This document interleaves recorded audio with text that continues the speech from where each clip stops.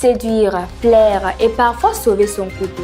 Pour atteindre ces objectifs, certaines femmes ont recours à ce que l'on appelle les secrets de femmes, des produits de plus en plus répandus dans les marchés et Internet. Mais derrière cette pratique se cachent parfois des conséquences. Vous aurez les détails dans cette édition. À quelques jours de la fête du Ramadan, les galettes font le bonheur des clients et soutiennent le quotidien de nombreuses femmes à Ouagadougou. Au bord des voies, plusieurs d'entre elles s'installent chaque jour, faisant de cette activité un levier de développement économique. Élément de réponse dans ce journal. Madame, Monsieur, bonsoir et merci de nous suivre. Dans la quête de séduire ou préserver l'harmonie du foyer, de nombreuses femmes se tournent aujourd'hui vers des produits communément appelés secrets de femmes. Sur les étals des différents yards, comme sur les réseaux sociaux, ces produits sont de plus en plus visibles et accessibles.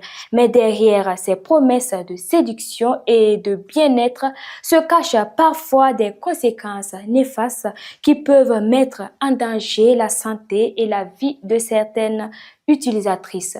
Cécile Sawadgo. Ton homme doit se sentir au paradis. Séduit à tout prix, tel est le credo de nombreuses femmes aujourd'hui. Au grand marché de Rodoko, le commerce de produits appelés secrets de femmes prospère. Des vendeuses spécialisées ne se contentent pas de fournir les marchandises.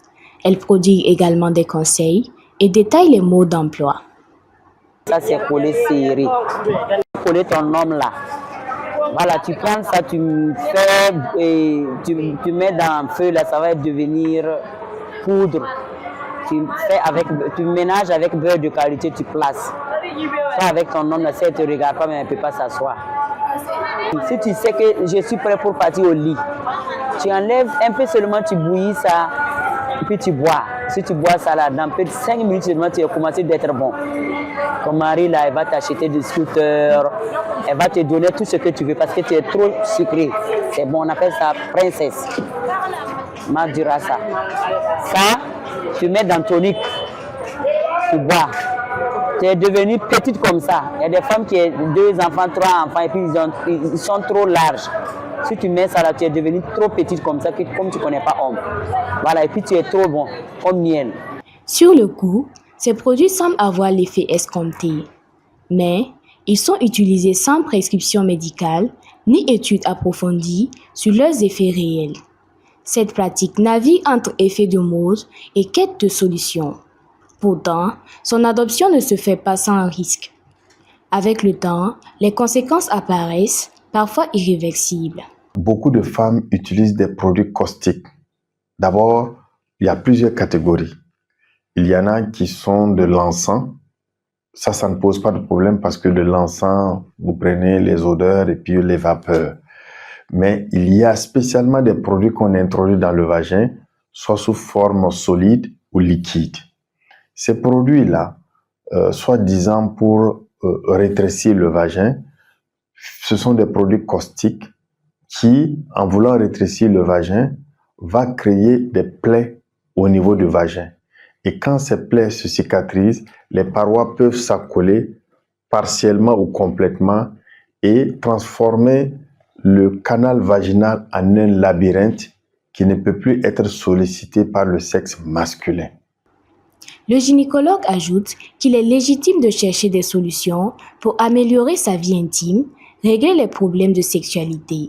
Cependant, il recommande vivement une approche médicale pour plus de sécurité. Si une femme, pour diverses raisons, après les accouchements, après de nombreuses années, sent que son vagin est devenu très large et que au cours des rapports sexuels, elle ne sent pas son mari aussi ne la sent pas, il sent qu'il flotte avec parfois des bruits comme des pets, eh bien, la solution, c'est une réparation chirurgicale qui ne prend pas plus de 30 minutes et au bout de 3 semaines, c'est guéri et la femme pourra après, au bout d'1 mois, reprendre ses activités sexuelles normalement. Les femmes qui ont des problèmes de lubrification également peuvent recevoir des conseils pour pouvoir avoir une excitation qui leur permette d'avoir une lubrification. Et puis, il y a des prescriptions pharmaceutiques qui permettent d'avoir des lubrifiants pharmaceutiques pour justement faciliter les rapports sexuels. Il y a également aussi des produits pharmaceutiques qui peuvent stimuler et aider pour le désir sexuel, pour permettre à la femme donc d'avoir encore beaucoup plus des envies sexuelles. Dans cette course à la séduction, certaines femmes trouvent satisfaction, d'autres y laissent leur santé. Tant que l'information et l'accompagnement médical resteront insuffisants, le secret de femme continuera de faire rêver et parfois de briser des vies. Parlons à présent du sport. La semaine dernière, dans l'émission Prolongation diffusée, Julien Nana, la pépite du floorball burkinabé, est revenu sur son intégration dans cette discipline ainsi que son parcours avec l'équipe nationale du floorball. Redécouvrez ce champion du floorball avec Innocent Ilboudou. Julien Nana, ce joueur de floorball du club Baobab Floorball de Saba, invité de notre émission sportive Prolongation, parle de son parcours dans cette discipline qui le passionne. Avec l'équipe nationale et son club, il a pu s'imposer et rafler des titres. L'ABF, l'association Burkindi, et pour ma première sortie, c'était en Côte d'Ivoire, c'était lors d'une CAN de floorball aussi, et en 2023. Donc j'ai eu la chance, c'était ma première sélection pour l'équipe Burkindi. Et pour cette association-là. Et on est parti, et Dieu merci, on est revenu avec, bon, je vais préciser 2 trophées parce qu'il y avait aussi l'équipe dames aussi qui était victorieuse. Donc, on a été champion et championne d'Afrique en 2023. Au-delà de ça aussi, en 2024, on a fait un tour en Finlande pour participer aussi à une Coupe du Monde 3vs3. C'était la première édition que l'IFF, la Fédération internationale, organise une Coupe du Monde pour 3 personnes, 3 joueurs, c'est-à-dire 3 joueurs de champ plus un gardien. Donc, ça veut dire le nombre de joueurs est limité, un peu restreint. Donc, ça pouvait permettre à une participation massive aux pays qui ont moins de moyens d'apporter plus de joueurs. Cette réussite n'est rien d'autre pour lui que le travail et la confiance de ses coéquipiers. Car selon lui, étant donné que le floorball est une discipline collective, la confiance aux coéquipiers est impérative. Je ne dirais pas un secret, c'est le travail. Et il faut aussi faire confiance à tes coéquipiers. C'est un travail collectif. Déjà, notre sport, ce n'est pas un sport individuel, c'est collectif. Donc, tout ça s'est arrivé grâce à un effort collectif. Voilà. Mes coéquipiers, ils ont été tous formidables tout au long de notre saison. On a travaillé dur ensemble, on s'est soutenus. Et le coach aussi, qui était un peu rigoureux, c'était chaud dans les entraînements et voilà, on est content finalement. Et je pense que, bon, si je peux, un conseil à ceux qui jouent le floorball, c'est de ne pas se contenter des entraînements du club. Vous pouvez aussi faire des entraînements ailleurs ou bien même sortir sur le terrain seul, essayer d'apprendre des nouvelles techniques ou pendant les entraînements, tu peux essayer d'appliquer. Je pense que c'est ce que je fais depuis que j'ai commencé à jouer le floorball. Et même à la maison, on ne demande pas assez de moyens, aller sur un terrain. Même à la maison, il y a des bases que tu peux déjà commencer à apprendre. Peintre, il arrive à concilier ses activités professionnelles à sa discipline sportive. Chose qui n'est pas facile, mais la passion lui permet de mieux gérer son temps. En tout cas, parfois, c'est pas facile. C'est difficile parce qu'en tant qu'ouvrier, tu n'as pas un programme stable. Parfois, tu peux être demandé à aller dans d'autres régions pour le boulot, tout ça.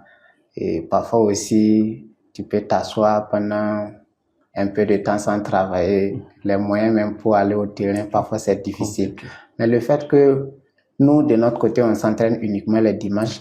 Bon, on arrive à jongler, à faire un programme pour respecter. Julien Nana, à 27 ans, a un bilan satisfaisant.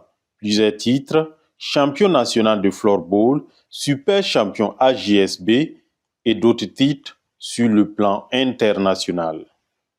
À quelques jours de la fête du Ramadan, les galettes font partie des mets les plus prisés pour la rupture du jeûne.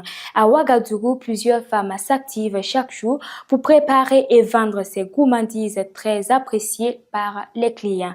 Derrière ces petites tables de vente se cachent des histoires du courage et de persévérance, car pour beaucoup, cette activité constitue une source importante de revenus. Jamila Comparé. Installées au bord de la route, devant leur petite table, ces femmes préparent et vendent des galettes. Comme Dame Kaboré et Samira Kabré, cela fait plusieurs années qu'elles exercent ce métier avec courage et détermination. Je suis ici depuis longtemps. Cela fait maintenant 4 ans. Tous les jours, je viens travailler ici. C'est mon gagne-pain. Avec le jeûne, nous commençons à 10 heures et dès la rupture, on a fini et on rentre à la maison. Certaines périodes de l'année, comme le mois de Ramadan, sont particulièrement favorables à leur activité. C'est un moment où elles peuvent espérer réaliser un peu plus de ventes et augmenter leurs revenus. Bon, ça va. Avec le carême, c'est différent que comme pour tous les jours, quoi. Mais jusque pour cette année-là, le marché n'est pas trop ça, quoi.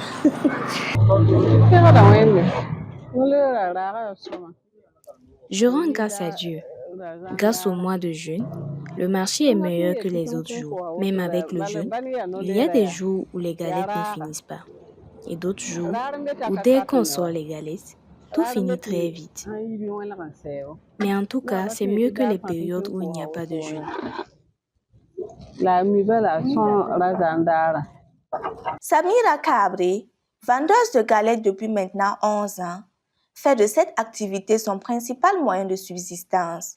Chaque jour, elle se bat pour satisfaire sa clientèle et assurer son quotidien. On fait galettes de riz, galettes de petits mille. On sort tous les jours. On sort tous les jours, mais on ne fait pas le riz tous les jours. Et on sort juste avec un. C'est à cause du carême là qu'on sort avec 2 folles différentes. Même ses clients en parlent. C'est bon, hein. Elle sait bien faire ça. Vu que c'est son domaine, elle a l'art de ça. Ça, en tout cas, j'aime bien, j'apprécie même. Je passe depuis 2015, hein. Elle est là il y a longtemps. Même bon, mais pendant le Ramadan, du 1er au 30, elle est tout le temps là. Bon, je peux dire presque chaque jour. Hein. Presque chaque jour. Cependant, en ce mois de jeûne, les difficultés demeurent. Entre la pression de la clientèle et le besoin de satisfaire tout le monde, Dame Kaboré et Samira Kabré doivent redoubler d'efforts chaque jour. Il n'y a pas de métier sans difficulté. Avec le jeûne et la chaleur, les clients viennent souvent quelques minutes avant la rupture pour acheter les galettes. Personne ne veut les galettes froides. Ils veulent celles qui sont bien chaudes. Cela nous pose un petit problème. À part ça, nous n'avons pas de soucis avec les clients. Nous faisons de notre mieux pour qu'ils puissent avoir leurs galettes.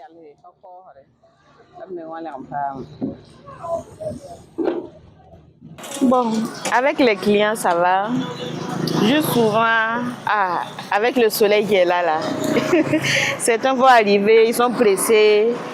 Et quand, par exemple, ils viennent trouver qu'il n'y en a pas, déjà prêt, certains vont décider de patienter, comme il y a d'autres aussi qui vont vouloir partir. Donc, sinon, avec les clients en général, ça se passe bien. Malgré les difficultés, elles continuent chaque jour à préparer leurs galettes dans l'espoir de faire de bonnes ventes.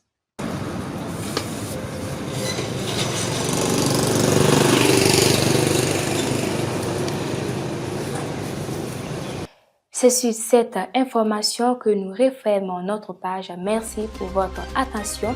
Très bonne suite de programme sur Fadima Web TV. À très bientôt.